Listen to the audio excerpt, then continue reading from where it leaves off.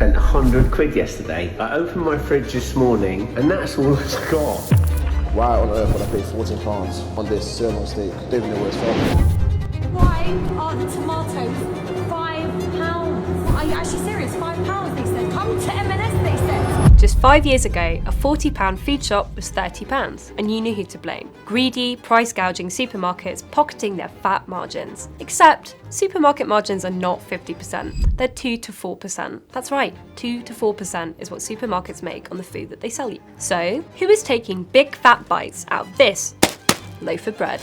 Government. Government takes at least double what the supermarket makes on a loaf of bread, which, by the way, is one of the better items. If we were talking about crisps, the picture would be even bleaker. Here's the thinking. First up is energy. We all know that energy is expensive, and if you're a mill, it's horrendously expensive. The main reason it's so costly is the wholesale price of gas. The government policy is a big chunk of the bill. Renewables obligations, feed-in tariffs, the climate change levy. These policies account for about 10% of industrial energy bills. If you're a massive miller, you can claim exemptions, but someone's got to do the paperwork for that on both sides, and it's a lot. So what about the smaller guys?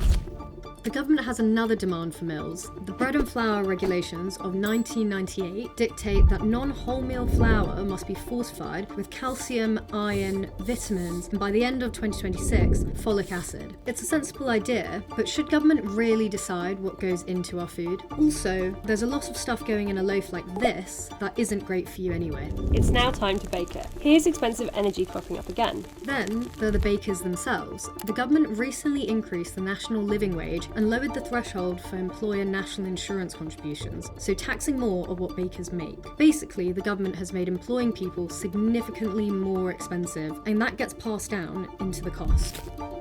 Now we have to wrap the bread. The plastic packaging tax sits at over £228 per tonne, which adds about 0.1p to each loaf. But on top of that, since last year, the new and sexily named Extended Producer Responsibility rules kicked in, forcing producers to pay the full cost of recycling packaging. By the way, according to Greenpeace, only 12% of our plastic waste gets recycled here in Britain. The rest is burned in incinerators, sent to other countries, or dumped in landfill. The bread then has to get to the supermarket. Fuel duty is about 53p on every litre of diesel, a tax on moving anything in this country. And when the bread finally arrives at the shop, it gets hit by one of the biggest hidden taxes: business rates. The retail sector, so shops, makes up about 5% of Britain's economy, but they pay over 20% of the entire country's business rates, which hits supermarkets in particular. And how do supermarkets pay that tax bill? They have to hike up the cost of this loaf of bread and all of your other food.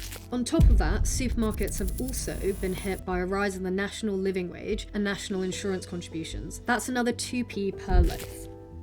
So let's add all that up. The supermarket takes roughly around 3 to 4 pence in profit. The government's policy and regulations bake into this loaf at 8 pence, and that's the very minimum. Some of our researcher estimates went as high as 15 pence. So the government takes more than double what the supermarket does. And the loaf of bread, along with other staples like milk, fresh fruit and veg, is exempt from VAT. The government doesn't apply a sales tax to it. The rest of your shops, crisps, soft drinks, chocolate, wine, beer, all carries a standard VAT, which is 20%. That means the government takes 20% of a cut of these items at the till, on top of all of the hidden regulatory and policy costs we just talked about. And that's not getting into the other duties, customs and tariffs, which applies to garlic, baked beans, aubergines, coca, chewing gum, green tea, avocados, limes, bananas, peppers, and that gets applied to various other products. The government recently opened a consultation, which is a big, lengthy discussion, on tariff cuts for 125 everyday essentials, including the garlic, aubergines, avocados, bananas, limes and peppers, which sort of looks like it's acknowledging the current import tariffs on these items are driving up prices. There are also other regulations that add an indirect cost to doing business for both people who grow food and supermarkets, like the Food Promotion and Placement Regulations, which make it illegal for large supermarkets to place products high in fat, sugar or salt in high traffic impulse zones, i.e. by the checkout and at the end of the aisle and near the store entrance. Essentially, the government is in charge of what the supermarket is legally allowed to sell you. The government dictates what we eat.